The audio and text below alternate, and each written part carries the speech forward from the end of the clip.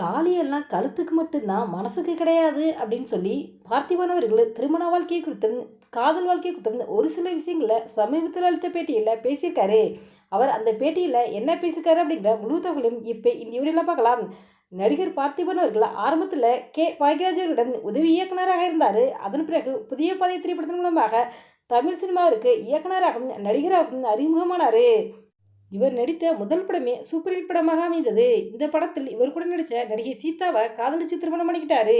சினிமாவாக இருந்தாலும் சரி, சீரியலாக இருந்தாலும் சரி, தன் கூட நடிக்கும் நடிகர் நடிகைகள் காதலிச்சு திருமணம் பண்ணிக்கிறாங்க. ஆனால் நிஜ வாழ்க்கை அப்படின்னு வரும்போது அவங்களுக்குள்ள கருத்து வேறுபாடு ஏற்பட்டு பிரிஞ்சிடுறாங்க. பிரபலங்கள் மத்தியில் இப்போ விவாகரத்து அப்படிங்கிறது அதிகமாயிருச்சு. நடிகர் பார்த்திபன் அவர்கள் தற்சமிக்கும் டீன்ஸ் திரைப்படத்தை இயக்கியிருக்காரு. இந்த நிலையில் ஒரு பேட்டி ஒன்று அளிச்சிருக்காரு. அந்த பேட்டியில் பேசும்போது பொதுவாக எல்லாரும் என்னதான் இருந்தாலும் நமக்காக ஒரு பர்சன் இல்லையே என்று வருத்தமாக தான் இருக்குது என்று நினச்சிக்கிட்டு இருக்காங்க. நான் உட்பட எல்லாருமே அப்படி தான் நினைக்கிறோம். ஆனால் எதையுமே ரீச் பண்ணுற வரைக்கும் தான், ஒரு இடத்திற்கு போகிற வரைக்கும் தான் சுவாரஸ்யமாக இருக்கும். எந்த ஃபீக்கும் ரொம்ப நேரமாக அப்படியே இருக்கும் என்று சொல்ல முடியாது. ஒரு குறிப்பிட்ட இடத்திற்கு போன பிறகு மீண்டும் கீழே இறங்கி மீண்டும் மேலே வரும். அப்படியே இருந்தால்தான் சுவாரஸ்யமாக இருக்கும். அதனால் தான் நிறைய பிரிவு வருது. பொதுவாக கணவன் மனைவி 2 பேரால் 7 வருஷம் மட்டும் தான் சேர்ந்து வாழ முடியும். கணவன் மனைவிக்குள் 7 வருட வாழ்க்கை என்று சொல்லுவாங்க. 7வது வருடத்தில் ஒரு அரிப்பு வந்துடும். அந்த அரிப்பு 2 பேரும் சேர்ந்திருப்பதுக்கான வாய்ப்பே கொடுக்காது.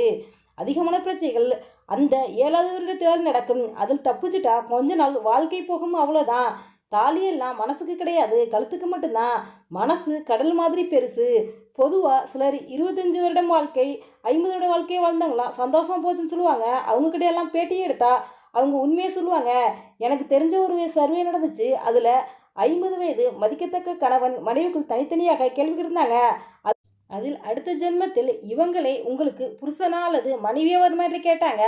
அதில் நிறைய பேர் கையெடுத்து கும்பிட்டு வேணாம் அப்படின்னு தான் சொல்லியிருப்பாங்க. நிறைய பேர் என்ன பண்ணுவாங்கடா, குழந்தை பிறந்த பிறகு நம்முடைய காதல் என்பது வேறு, இப்போது நமக்கு பிறந்த குழந்தைக்கு அம்மாவாக இருக்கணும் அப்படின்னு நினைப்பாங்க. இதில் நிறைய புருஷனோட பிரச்சனை இருக்கும் அல்லது பொண்டாட்டியோட பிரச்சனை இருக்கும். இதை இப்படியே சமாளிச்சுட்டு போகிறது தான் நிறைய பேரோட பிரச்சனையாக இருக்கும். அதுபோல் இப்போ ஏன் அதிகமாக விவாகரத்து வருதுண்டா, 2 பேரும் அதிகமாக சம்பாதிக்கிறதுனால தான்.